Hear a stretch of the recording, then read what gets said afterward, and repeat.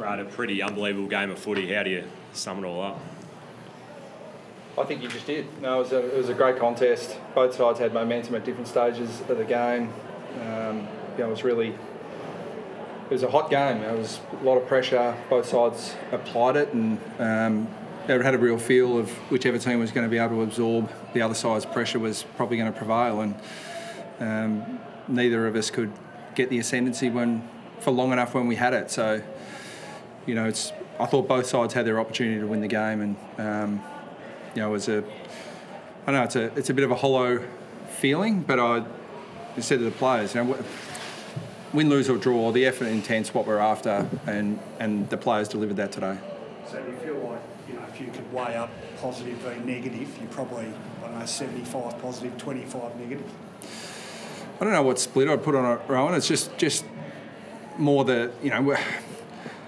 we want to set the game up to give ourselves the best chance of achieving the outcome, and we did that. So, there are still areas that we think we can make significant improvements in, but the foundation of the game, contest, ability to pressure, ability to fight back when things are going your way, ability to take momentum when it's going your way, those things were real positives. That last thing you mentioned, I would have thought that's almost the single most obvious improvement from last year to this, that resilience to be able to pick yourselves up when there's a danger it might slip away.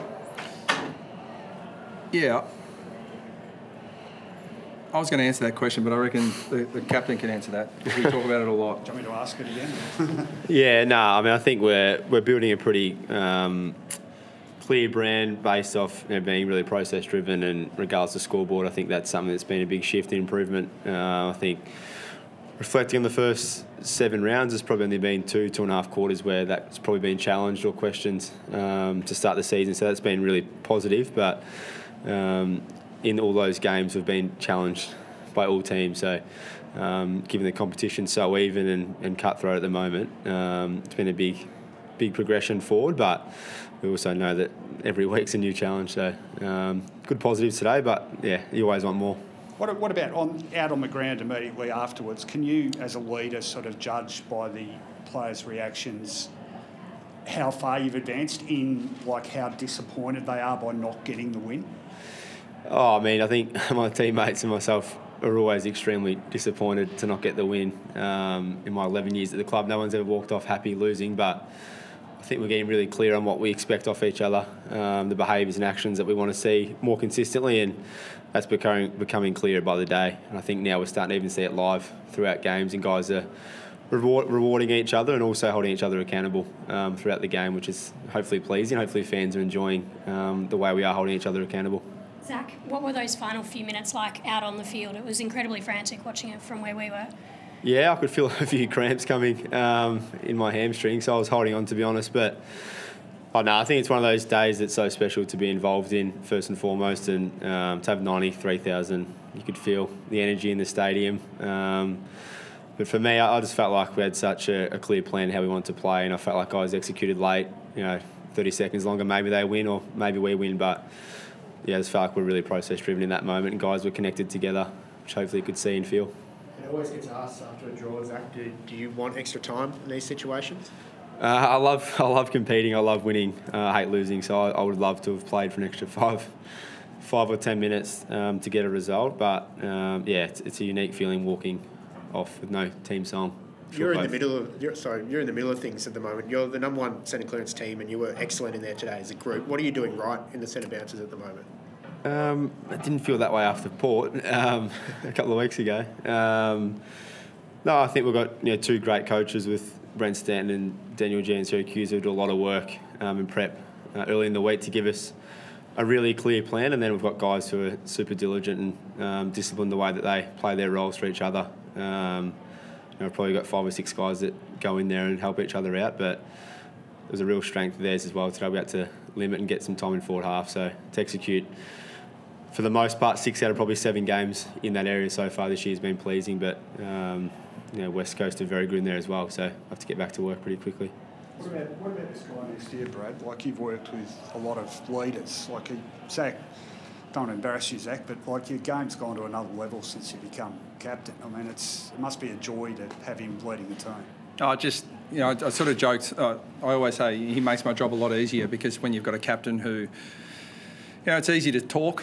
We've said a lot of with pre-season, you're sort of forced to get out and answer all the questions about how you're going to go and, how's pre-season been, and everyone's flying, and, there's a lot of talk, but to back it up with action is what really matters. And Zach sets the example from he prepares as well as anyone I've ever seen. I've seen some pretty good ones. And he backs up his words with action. And so he should make my job easier, but he doesn't make it easier all the time because he's always pushing me as well, and he's pushing me to... Zach wants to be a better player. He doesn't want to be the leader that's sort of policing all of his teammates. He wants to get better himself, and that's the attitude that we want with all our players, that, whether you're, Dyson Heppel closer to the end of his career than the start, playing really good footy. And, that's what we want our good players, our experienced players doing, and he does that at an incredibly high level, and he's... we're very fortunate to have Dyson Heppel as our captain for a long time, and Dyson and Zach have worked together, and Dyson's passed on the baton to Zach, and he's just taken it and run with it, and I just can't speak highly enough of him. How'd you go with all those tall forwards and rucks today, Brad? Well, again, I mean, questions about centre bounce. You sort of have to weigh up all the, I suppose, the opportunities for you with your talls. And one of the strengths of our side at the moment is that we've got two ruckmen who are very different but very complementary to each other. So it gives us the flexibility to be able to change things if things are not working for us, or get the ascendancy if it is. So, yeah, it works. I mean, it'll be horses for courses for us in terms of what our best structure looks like. But, Sam Draper just doesn't get beaten in a contest. He may not mark everyone, but the role of a key forward is to either mark it or bring it to ground, and he does that really well.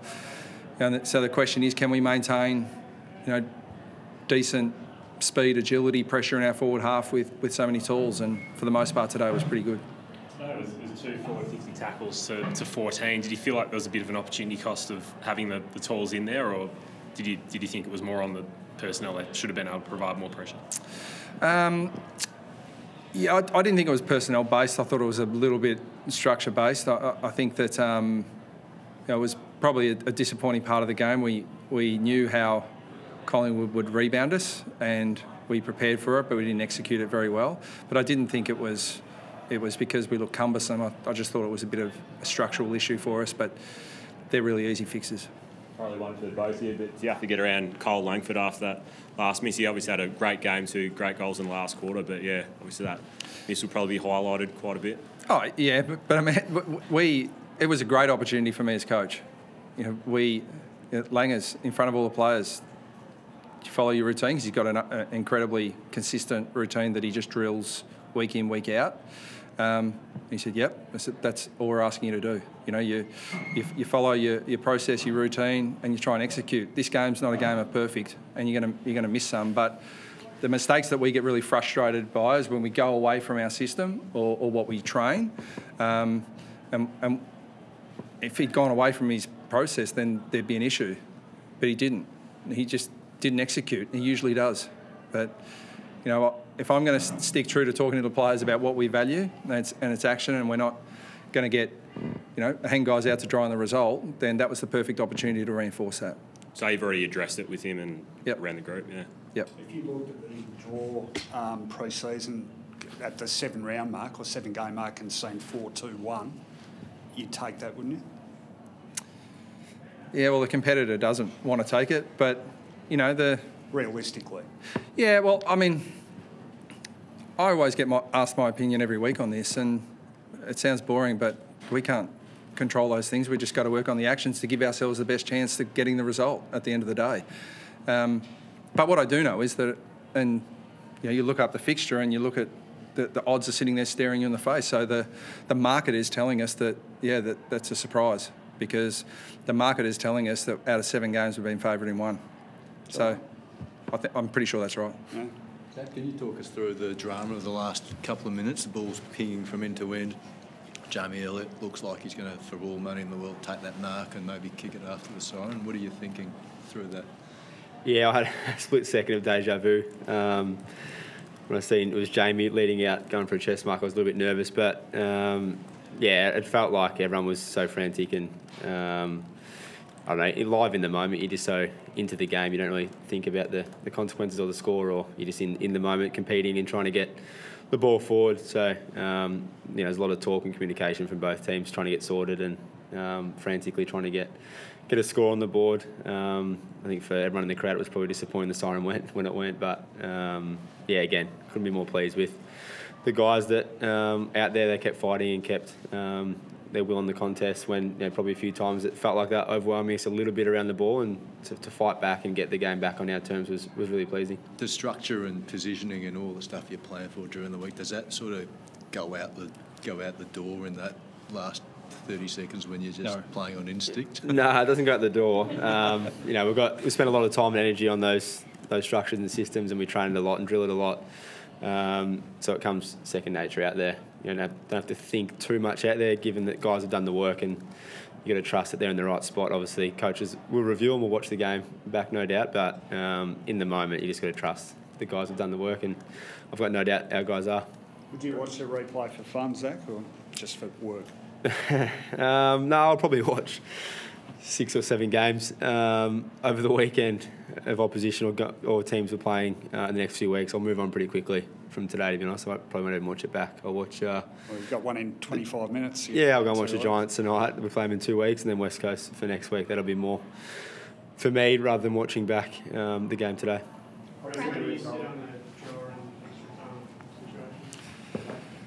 I don't have a strong view. I can sort of make an argument for and against. I think the game comes back to the fans. I think it's the Bomber Army today. I think it's our highest home and away crowd ever in terms of our home games, and the support that we're getting is it's unbelievable. Regardless of where we are, whether we're in Adelaide or we're in Victoria, it's the support constantly overwhelms me, and it lifts our team. So, for them, I think if you ask the fans, I think they probably want a result. It's an even comp. I think we fixed the major one, on a draw in a grand final as an industry, but I don't have a strong view for and against. I think if I was at the AFL, I'd poll the fans. How's Harry Jones? Sorry? Jones. Oh, yeah. Is there any fracture there? Or? No, he's fine. And no concussion. They cleared him, but it was just such a difficult one because they've got to assess him. We had 16 minutes to go in the last quarter, and they've got to make an assessment. So we just made the call, just take your time because we've got to sub him. We don't have time to wait. So again, it's sort of one of those frustrating. I've been pretty vocal. I don't know why we have a sub. I've got absolutely no idea. If we didn't have a sub, we wouldn't have to worry about rushing the doctors to try and get a concussion diagnosis or not. We just put the fresh player on who's sitting there. But then we have to sit there with the fresh player while we're assessing a key forward when the game's on the line, and the sub's supposed to take the pressure off the doctor. I'd love someone to explain that to me. I've got no idea. So you just go with 5 on the bench? Yeah, 5 or 4 or sub. Brought back the rule everyone hated. Thanks, guys. All right, thanks everyone. Thank you.